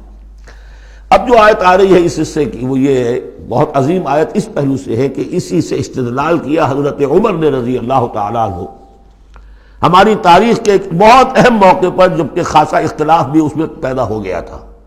پہلے وہ موقع سمجھ لیجئے، جب حضرت عمر کے دور خلافت میں عراق فتح ہو گیا، شام فتح ہو گیا، ایران فتح ہو گیا، مصر فتح ہو گیا، تو ایک فرٹائل کریسنٹ کہلاتا ہے مڈل ایسٹ کا، بہت زرخیز علاقہ، درمیان میں تو اگرچہ عراق کے اور شام کے ایک بڑا صحرا ہے، لیکن ایک کریسنٹ پاتا ہے، یوں بہت فرٹائل ایریا۔ اب یہ جو مجاہدین تھے، صحابہ کرام کتنے تھے؟ چند ہزار۔ ان کی طرف سے مطالبہ ہوا کہ یہ ساری زمینیں یہ مال غنیمت ہے، 1/5 رکھیے بیت المال کے لیے، 4/5 ہمارے اندر تقسیم کر دی۔ اگر ایسا ہو جاتا تو تاریخ انسانی کی عظیم ترین جاگیرداری پیدا ہو جاتی، پورا ملک تقسیم ہو جاتا چند ہزار صحابہ کے اندر۔ اس سے بھی آگے بڑھ کر اس میں امپلائڈ یہ بھی تھا کہ ان ملکوں کی تمام آبادی ہماری غلام ہے، تقسیم کر دیجئے انہیں۔ مال غنیمت میں جو غلام آتے تھے وہ تقسیم ہوتے تھے کہ نہیں؟ لونڈیاں آتی تھیں تو غنیمت تقسیم ہوتی تھی کہ نہیں؟ یہ اتنا بڑا مسئلہ تھا، حضرت عمر رضی اللہ تعالیٰ عنہ نے اس پر غور کیا، اور ان کی رائے یہ ہوئی کہ یہ جو مال ہے یہ مال فے شمار ہوگا، مال غنیمت نہیں۔ مال غنیمت صرف وہ ہوگا جو کسی جنگ میں مارکے کے عین مقام پر جو چیز ملے گی، جو تلواریں دشمن کے ہاتھ سے آپ کے ہاتھ لگ گئیں، زرہیں ہیں اور سامان ہے، یا بھیڑیں بکریاں ہیں، ان کے بھی تو راشن ساتھ ہوتے تھے کہ نہیں، گھوڑے ہیں، اونٹ ہیں، یا وہاں جو پی او ڈبلیوز ہوں گے جو وہاں گرفتار ہوں گے، جو لڑنے والے، یا عورتیں اگر وہاں ساتھ ہوں گی وہ کنیزیں بنائی جائیں گی، تو جو محاذ جنگ پر جو مال آئے گا وہ تو غنیمت ہے۔ لیکن پورا ملک، اب جنگ تو ایک ہوئی ہے، نہابند کی جنگ ہوئی ہے یا فلاں کسی اور کی جنگ ہوئی ہے، تو اس کے نتیجے میں تم پورا کا پورا ملک جو ہے کسی کے قبضے میں آ گیا۔ ساری حکومت جو تھی ابراہیم لودھی کی، پانی پت کی جنگ کے اندر وہ ہارا اور ساری حکومت جو ہے وہ اب بابر کی ہو گئی۔ تو اگر اس طرح کا کوئی معاملہ اس وقت سمجھا جاتا تو اب سارے کے سارے لوگ غلام اور ان کی عورتیں کنیزیں، جو چاہے کریں وہ۔ اب اس پر جب حضرت عمر کی یہ رائے ہوئی، اور اس کے لیے دلیل یہ لائے تھے کہ انہوں نے فرمایا کہ یہ جو فے کا حکم چلا آ رہا ہے، اس میں ایک تو فرمایا گیا ما افاء اللہ علی رسولہ من اہل القری فللہ وللرسول ولذی القربى والیتامى والمساکین وابن السبیل۔ اگلی آیت میں فرمایا للفقراء المہاجرین الذین اخرجوا من دیارہم واموالہم، اسی کے ساتھ جوڑا انہوں نے اس آیت کو والذین جاؤوا من بعدہم، جو اور بعد میں آئیں گے۔ اب یہ ظاہر بات ہے کہ یہ آج تو جتنے چند ہزار مسلمان تھے انہوں نے فتح کر لیا، اب اتنی بڑی امت ہے جو مسلمان بعد میں آئیں گے، اس کا مطلب ان کا تو کوئی حصہ رہا ہی نہیں۔ یہ بیت المال کی ملکیت قرار پائیں گی ساری زمینیں، تاکہ یہ امت مسلمہ کی ایک کلیکٹیو ملکیت ہو، collective ownership. of the whole Muslim Ummah، تاکہ اس سے جو بیت المال کے اندر خراج آئے گا اس خراج سے تمام مسلمانوں کی بہبود، اور یہ کہ اللہ کے دین کی آگے نشر و اشاعت، اس کا ایک مکمل نظام، اور جو ہماری حدیں ہیں تو سرحدوں کے اوپر جو ہے فوجی پہرا، اس کے لیے باقاعدہ فوج رکھنا، اس کے لیے مسلسل جو ہے آمدنی چاہیے، اس سب کے لیے حضرت عمر نے کہا کہ یہ مال فے قرار پائے گا ان لوگوں کے اس آیت کی روح سے، کہ اس میں حق صرف انہی کا نہیں ہے کہ جو اس وقت ہیں، والذین جاءوا من بعدہم، وہ جو لوگ ان کے بعد آئیں گے ان کے بھی اس کے اندر حق ہے۔ اس آیت سے انہیں استدلال کیا رضی اللہ تعالی عنہ۔ اور یہ بھی میں آپ کو بتا دوں کہ صحابہ میں سے بڑے اہم صحابہ نے حضرت عمر سے اختلاف کیا، ان کا نہیں یہ مال غنیمت ہے تقسیم کیجیے۔ پھر یہ کہ ایک باقاعدہ جو ہے ایک کمیشن بنایا گیا، اس میں کچھ اوس کے، کچھ انصار اور کچھ جو ہے خزرج کے، ان کو ایک کمیشن بنایا گیا، انہوں نے غور کیا، سب کی بات سنی، اور پھر حضرت عمر رضی اللہ تعالیٰ عنہ کی رائے کے مطابق انہوں نے فیصلہ دیا، اور اسی پر پھر اجماع ہو گیا۔ اور اس سے اب مسلمان ممالک کے اندر جو اراضی ہیں ان کی دو مستقل قسمیں بن گئی ہیں، ایک اراضی عشری، ایک اراضی خراجی۔ عشری اراضی ان مسلمانوں کی قرار پائی اور اس علاقے کے مسلمانوں کی قرار پائی جو بغیر لڑے بھڑے ایمان لے آئے، جیسے مدینے کے لوگ۔ حضور نے مدینے کو فتح تو نہیں کیا بلکہ وہ تو خود لے کر آئے حضور کو، تو وہاں کی زمینیں انہی کے قبضے میں رہی۔ عشری زمین قبضے میں ہوتی ہے، ملکیت ہوتی ہے مسلمان کی، اس میں سے عشر ہوگا پیداوار کا 10واں حصہ یا 20واں حصہ۔ یہ زمینیں کہ جہاں کسی قوم نے، کسی فوج نے لڑ بھڑ کر پھر شکست کھائی ہو یا پھر کسی اور طریقے سے فتح کیا گیا ہو ملک، اگر مسلمانوں نے فتح کیا ہو تو وہاں کی ساری زمینیں خراجی ہیں، وہ کسی کی انفرادی ملکیت نہیں ہے بلکہ اجتماعی ملکیت ہے۔ کلیکٹیو اونرشپ آف لینڈ پہلی مرتبہ تاریخ انسانی میں حضرت عمر رضی اللہ تعالیٰ عنہ کے اس اجتہاد کے نتیجے میں وجود میں آیا، کلیکٹیو اونرشپ آف لینڈ، کہ یہ کسی کی انفرادی ملکیت نہیں۔ جو ملک بھی فتح کیا گیا ہے بزور شمشیر طاقت کے ساتھ، اس کی زمینیں خراجی ہیں، عشری نہیں ہے، یعنی وہ مسلمانوں کی اجتماعی ملکیت ہے، انفرادی نہیں ہے۔ اب مسلمان ہو چاہے تو وہاں پر، چاہے وہ مجوسی تھے یا ہندو ہو، کوئی ہو، وہ کاشت کریں گے، لیکن اس میں سے خراج جائے گا سیدھا بیت المال میں، کوئی اس میں بیچ میں نہ زمیندار ہے اور نہ کوئی جاگیردار ہے۔ اس زمین کو کہتے ہیں خراجی زمین۔ اور پچھلی صدی تک تقریباً اس پر اجماع تھا کہ ہندوستان کی ساری زمینیں خراجی ہیں، یہاں کوئی اصلی زمین نہیں ہے، کوئی زمین ملکیت ہی نہیں ہے، کسی کو ملکیت نہیں، سب یہ مسلمانوں کی اجتماعی ملکیت ہے۔ چنانچہ قاضی صلاح اللہ پانی پتی رحمۃ اللہ علیہ، پچھلی صدی کے بڑے عظیم مفسر، محدث، بہت بڑے صوفی، بہت بڑے مفتی، ان کی تفسیر جو ہے تفسیر مظہری، وہ انہوں نے اپنے مرشد کے نام پر لکھی خود ہے، لیکن نام تفسیر صلاحی نہیں رکھا، تفسیر مظہری اپنے استاد کے نام سے منسوب کیا۔ تو اس تفسیر کے لکھنے والے شخص نے جو رسالہ لکھا ہے مالا بدھ منہ، وہ فقہ کا ایک بہت ہی ابتدائی سا رسالہ ہے، اور ہمارے سارے عربی مدارس میں وہ پڑھایا جاتا ہے۔ وہ فقہ کی تعلیم جو ہر مسلمان کو معلوم ہونی چاہیے، مالا بدھ منہ، اس میں صاف لکھا ہے ہندوستان میں کوئی زمین عشری ہے ہی نہیں، لہذا میں عشر کے مسائل اس میں لکھتا ہی نہیں۔ خام خواہ طلبہ کے دلوں پر بوجھ پڑے، کیا ضرورت ہے، جبکہ یہاں اس کی اپلیکیشن ہی نہیں ہے۔ ہندوستان میں کوئی زمین جو ہے عشری نہیں، سب خراجی ہے۔ خراجی ہے تو اس کا نتیجہ کیا نکلتا ہے کہ بالکل نیا بندوبست اراضی ہو سکتا ہے، ان جاگیرداروں سے زمین واپس لی جا سکتی، ملکیت ہی نہیں ہے ان کی۔ یہ تو یہ کہ کبھی کسی شہنشاہ نے دے دی یا انگریزوں نے دے دی، کسی اور نے دے دی، ان کی ملکیت نہیں ہے، یہ ہے خراجی زمینیں، خراجی رہیں گی۔ تو یہ بہت اہم مسئلہ ہے اور اس کا تعلق اس آیت سے ہے۔ والذین جاءوا من بعدہم یقولون ربنا اغفر لنا ولاخواننا الذین سبقونا بالایمان، وہ یہ کہتے ہیں پروردگار ہمیں بھی بخش دے اور ہمارے ان بھائیوں کو بھی بخش دے جو ایمان میں ہم سے سبقت لے گئے، ہم سے پہلے تھے۔ ولا تجعل فی قلوبنا، اور ہمارے دلوں میں مت پیدا کر غلا، کوئی بھی کدورت، کوئی بھی بیر، للذین آمنوا، ان لوگوں کے لیے جو صاحب ایمان ہو۔ ربنا انک رؤوف الرحیم، پروردگار تو رؤوف ہے اور رحیم ہے۔ بارک اللہ لی ولکم فی القرآن العظیم ونفعنی وإیاکم بالآیات والذکر الحکیم۔